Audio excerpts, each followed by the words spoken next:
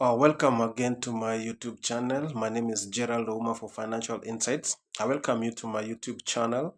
In my previous video, we were talking about the components of an income statement, and we talked about one of the key components there referred to as a revenue.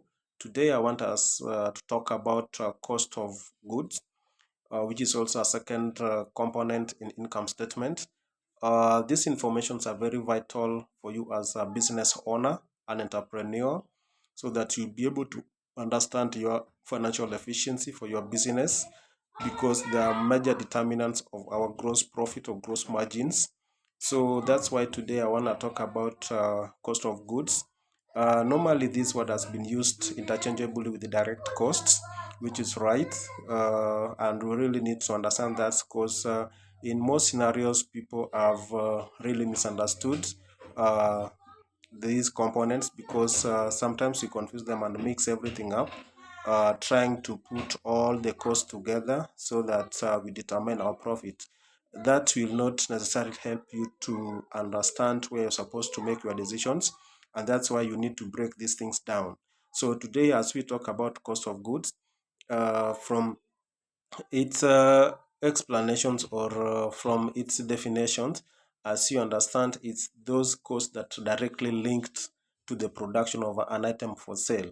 For example, the items are directly attached to the cost of production of an item for sale. For example, the cost of raw materials, the cost of labor that are being used, the overheads, the company overheads for the production of an item for sale.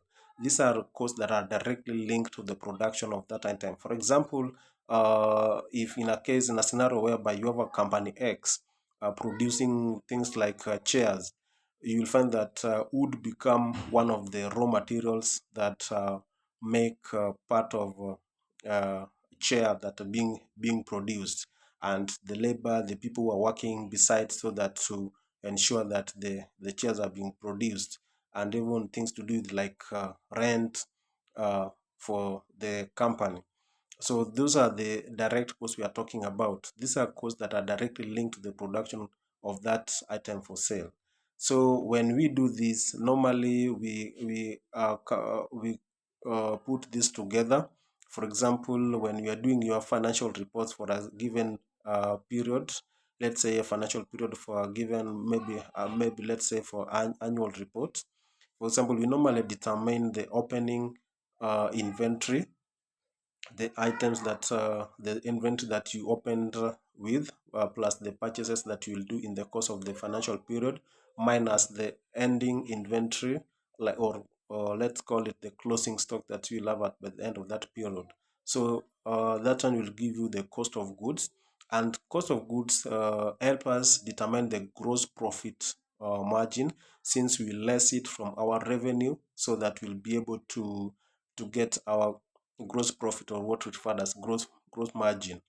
So when you do this, you'll be able to understand why your profit margins are low or why they are high, because especially when they are low, you are likely your business is likely to be really inefficient, and that's where you really need to make decision wisely and know whether it is where you are purchasing these raw materials, is where you are getting them expensively, or any other related costs that you really need to track and really understand where you can reduce them. If you are using cost of labor that you're using, you really know this one will really help you understand how you can manage this, or even control this, so that you can maximize your profit. Because in these videos, we are going to discuss more about these components, and by the end of it all, you should also be able to understand how we are going to arrive at our net profit, because that net profit, before we arrive there, there's other components that we really need to discuss.